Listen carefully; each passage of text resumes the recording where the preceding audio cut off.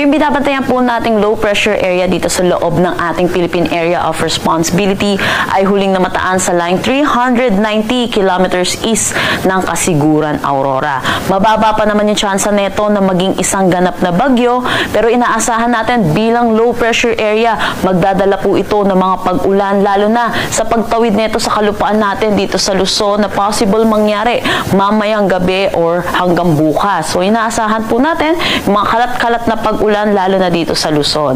Hindi rin natin inaalis ang posibilidad na ito yung maging isang ganap na bagyo over West Philippine Sea. Samantala, meron din tayong low pressure area dito sa labas ng ating Philippine Area of Responsibility.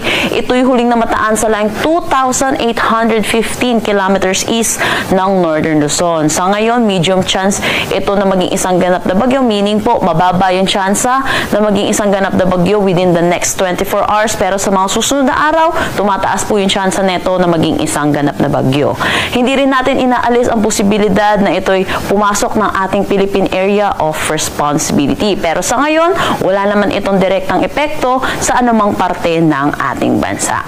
Another weather system na nagpapaulan dito sa ating bansa ay ang southwest monsoon na umiiral dito sa may Palawan, Visayas at Mindanao.